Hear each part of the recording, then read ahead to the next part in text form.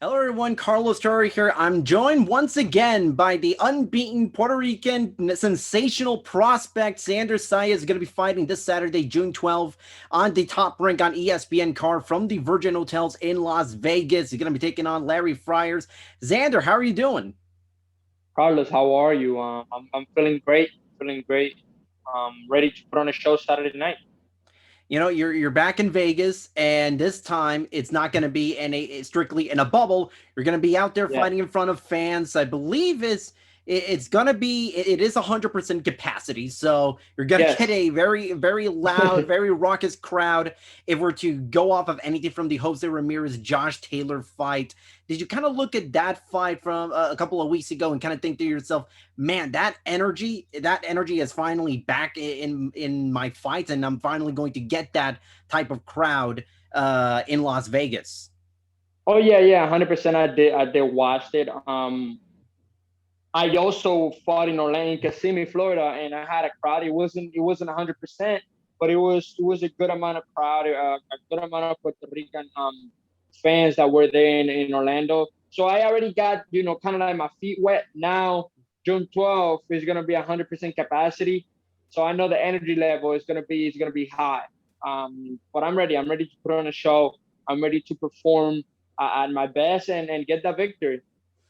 Going back to your last fight in Kissimmee, Florida. I mean, I remember you and Edgar Berlanga had the two loudest cheers, and what was a just it was just a it was a Puerto Rico fight card with Yeah. seemingly every Puerto Rican under the sun fighting on that card. And how much how surprised, maybe not surprised is the right word, but how much did you kind of miss that crowd reaction and the Man. energy it brought you? Because I mean, I don't think there's that many fight cards that had this kind of energy from the crowd, Yeah. even for the past few months, since we had fans in limited capacity show up, and we've had big crowds. But I mean, like you said, it wasn't full capacity, but the energy sort 100%. of matched that of a full No, capacity crowd. 100%. The energy felt like it was 100% capacity in there. From the time that I walked out to the time, you know, Pitufo came out to the time that he walked back to the locker room. The whole energy, the whole environment was just amazing.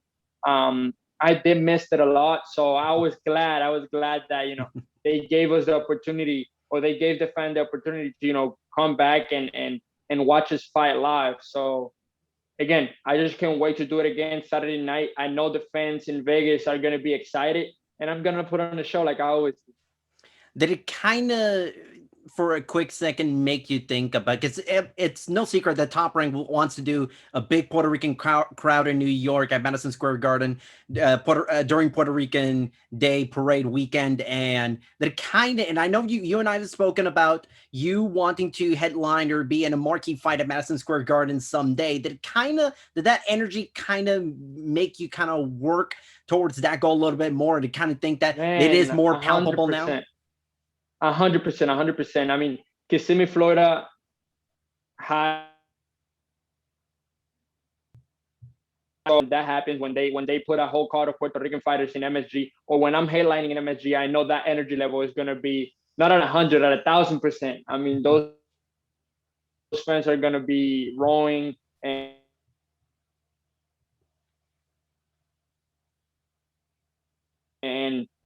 for the Puerto Rican fighters. you know, you've been hard at work preparing, for not just for this fight, but really hard at work throughout the year. And one thing that I wanted to kind of go back on, from, I think it was last month. It was a post that you put on your Instagram. It was something that you had a bit of, like, I think it was an 8 mile run with WBC super featherweight Yeah. champion Oscar Valdez. And then you had alongside you Evan Korn and Gardy Lopez with you on that round. Now, this is a question maybe more directed towards to see if I should if I should confront Evan about it. But did he kind of keep up with you guys, or was that all for No, he show? did. He actually did surprise me. Um, I mean, I didn't know he was a marathon runner, so he's used to it. Like I didn't know that though. Once I saw his leg, and I'm like, yeah, he could run. And And once he started running, he started moving his whole body. He started catching like a rhythm. I'm like, yeah, he could run, and he kept up with us. He kept up with us. We was gonna do 7 miles, and when we hit, I think it was 3.5 to turn back. Um, Oscar looks at me. He's like, no, let's go the 4 miles, and then we go 4 miles back.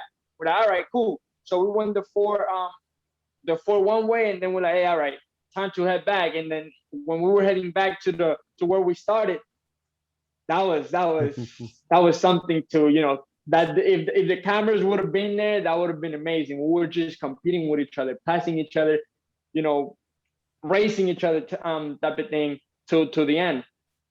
I did not know about that about Evan, but I will make sure next time I see him, I will make sure to give him props on that one. You know, one thing that I've noticed over the last few months really is whenever I see you on social media or when you see pictures and videos of you in camp, one thing that I've always liked is the absolute positivity and the smiles and the energy that you kind of bring to the table every time I see you. I mean, obviously you're all business, but you sort of bring a level of that youthful, positive energy that is so infectious sometimes. Where does that kind of that energy and that positivity, being all smiles and everything, sort of come from? Man, I love spending time at the gym. I love spending time with my fans. I love, you know, being me. I'm a Mhm. happy person. I hate being serious. I don't like being, down.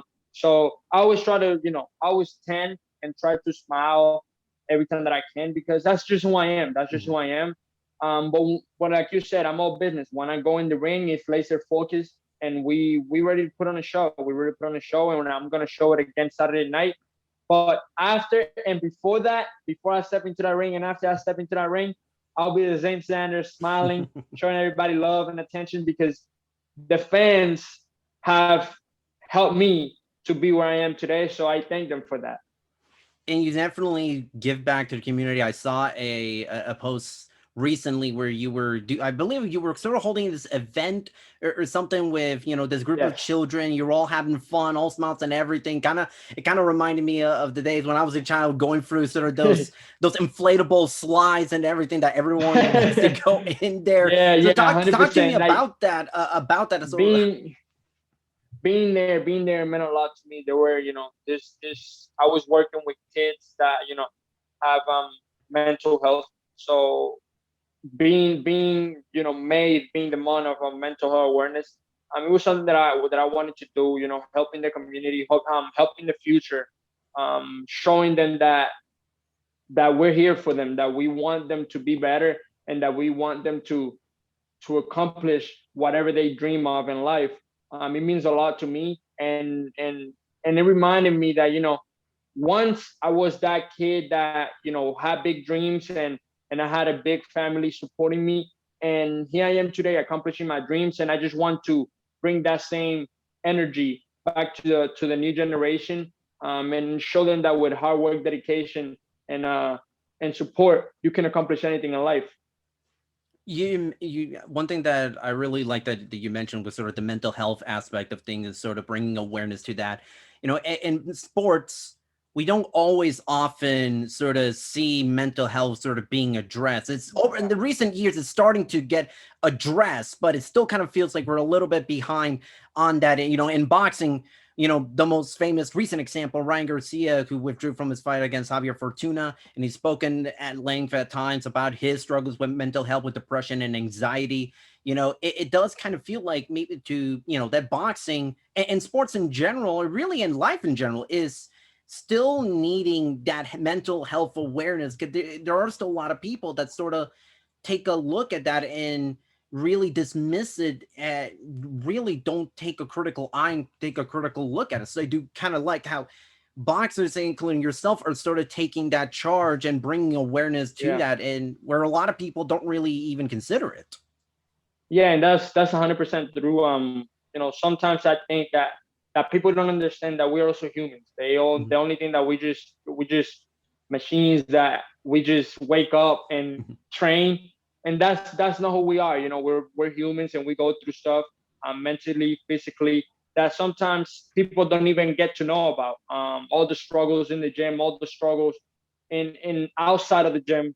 Those are things that a lot of boxers keep inside them and just go through it day by day. And I just wish for every athlete and every fighter and everybody that is going through something in life, that let somebody know that you need help, because we don't want to lose nobody else in this world because of mental issues that you have inside of you. We're here to help, and that's just my message. I just want to let everybody know that they're not alone. They're not alone. We're here to help. And maybe I'm not the specialist in the topic, but there's people that are willing to help, like I am, even though I'm not a specialist on a topic. Yeah, absolutely. I completely agree with you 100% on that. Going back to the in-ring part of your career, you're facing Larry Friars. I believe Friars has fought on the top ranked bubble a couple of times last year. How much have you sort of taken a look at Larry, and what film and what do you see in him? Well, we know that he's an aggressive fighter. He's coming in the fight to try to win. Um, he's gonna put in work. I know he's shorter than me. Like I said, aggressive, and he throws a lot of punches. But we worked on everything that we wanted to work on during training camp. We had the right sparring partners. We had we did everything. We did all the hard work. Now it's fight week. It's about cutting weight, feeling good, and come Saturday night, I will perform at my best and get that victory and show everybody why I'm going to be the prospect of the year of 2021. Have you sort of had anyone special or anyone different coming into sparring for this fight, or even your last fight? Because I know the last time we spoke was your fight back in Florida, back I think it was in February or something. You're Yeah. sparring with Adrian Broner, with Robert Easter Jr., and those guys. Did you sort of bring in anyone? Did you spar with anyone or train with anyone noteworthy or sort of different that you hadn't had a chance to? Well, well, this time around, I had the chance to work with Sean Porter, Mhm. great dude, outside and inside the ring.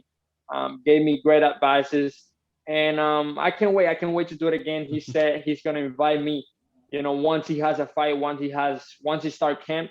But it was awesome. It was an awesome experience, and again, I just can't wait to do it again. You mentioned wanting to be prospect of the year, and that's something that you told me last time we spoke. Obviously, your last fight, spectacular knockouts victory over there in Florida. Do you feel that you're still right on track to win the prospect of the year? Because now I feel like a lot of people are now really starting to put you on that short list of candidates about halfway through the year now. Yes, I do believe that I'm in the right path. I do believe that I'm doing the right thing. Top rank the last three fights, counting this one. They've been putting me with different type of opponents. We've took care of the opponents. I will do that once again come Saturday night. I will show that I can adjust to any type of fighter they put in front of me, and we'll keep going. I want to do at least three more fights after this one and close out the year with a big 8 rounder and win prospect of the year. It's amazing still that you're getting that. Obviously, you're so highly touted. You're still only 18 years old. You still haven't turned 19, if I remember correctly. Yeah, And no, I haven't. does it feel like, obviously you have all the time in the world in your career, but there's still a part of you that's kind of like, okay, I'm only 18 years old. I can, maybe take it a little bit easier, take my time to properly develop, or do you sort of look at yourself and think, I'm already doing this well at just 18. I'm ready for that next step and facing better and better opponents. Listen, I do believe that there's no shortcuts in life. Mhm. You gotta work hard for anything that you want in life. And Top Rank is giving me the opportunity. Top Rank is giving me the opportunity to showcase my talent, to show everybody that I got the skills, that I work hard, and that's what I'm doing. That's what I'm doing. I go back, I look at what I did wrong, what I did right, what we need to work on. Um, and that's just how it goes. That's just how it goes. I love working. I love being at the gym. So even if Top Ranks tells me, hey, let's take a break, let your body heal. I'm still gonna be at the gym. I'm still gonna be training because that's what I love. So at the end of the day, I love fighting. I enjoy being in the ring, and I'm gonna continue to do it to the end of my career.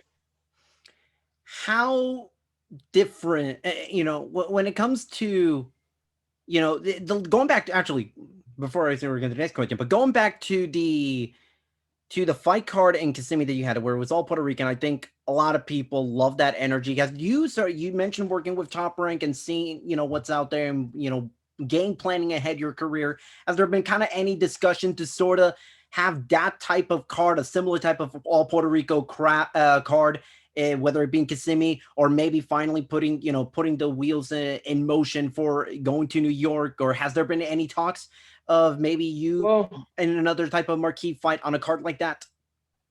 well, that me or my team have talked to Top Rank. No, not yet. Mhm. Hopefully by the end of the year. But that I've talked to other fighters about, yeah, 100%. I mean, I've talked to Erlanga about it. I've talked to other fighters that we won another Puerto Rican card, like the one that we had in Kissimmee, but in New York, or maybe in Puerto Rico. But again, nothing is set yet. I'm just focused on Saturday night, and then after we could think about everything else.